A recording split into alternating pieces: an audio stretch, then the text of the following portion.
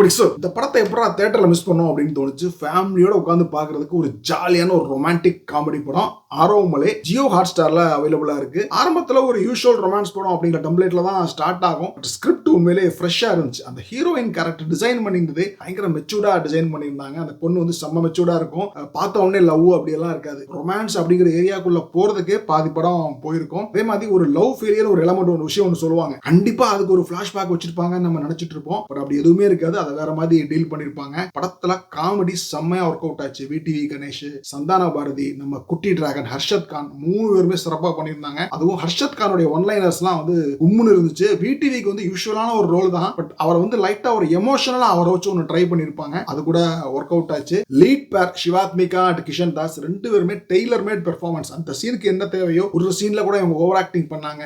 இல்ல இந்த சீன்ல இவங்க இன்னும் பெட்டரா பண்ணியிருந்தா சீன் நல்லா வந்திருக்கும் அப்படிலாம் கிடையாது. இந்த சீனுக்கு ஒரு லைட் ஹார்ட்டட் ரொமான்ஸ் படத்துக்கு என்ன தேவையோ அதை நீட்டா டெலிவர் பண்ணியிருந்தாங்க. இந்த படத்துல கேரக்டர்ஸ் கம்மி தான். பட் எல்லா கேரக்டரையுமே அட்லீஸ்ட் முக்கியமான கேரக்டர் எல்லாருமே மெயின் கதையோட கனெக்ட் பண்ணிருப்பாங்க. அது கூட சூப்பரா பண்ணியிருந்தாங்க. முக்கியமா அந்த ஹீரோட அப்பா அம்மா, அவங்க யூஸ்வலா ஒரு அப்பா அம்மா தான் வந்துட்டு இருப்பாங்க. பட் ஒரு இடத்துல அவங்க அந்த மெயின் ட்ராக்கு வந்து அவங்க கான்ட்ரிபியூட் பண்ணுவாங்க. அந்த விஷயம் கூட நல்லா இருந்துச்சு. எனக்கு இந்த படத்துல பெரிய நெகட்டிவ்லாம் எதுவுமே கிடையாது. ஒரு கான்ஃபிளிக்ட் வரும் ஹீரோ அண்ட் ஹீரோயின். அது செகண்ட் ஹாஃப்ல ஒரு இடத்துல வரும். அதுக்கப்புறம் வந்து அவங்க சிவாத்மிகா ஒரு டெசிஷன் எடுப்பாங்க. எனக்கு வந்து இது அவ்வளோ பெரிய விஷயம் இல்லை, இதுக்கே அவங்க இவ்வளவு கோச்சுக்கிட்டாங்க அப்படின்னு தோணுச்சு. அதை தவிர எனக்கு எதுவுமே படத்துல தோணல. 2 மணி நேரம் அப்படியே ஜாலியா போச்சு.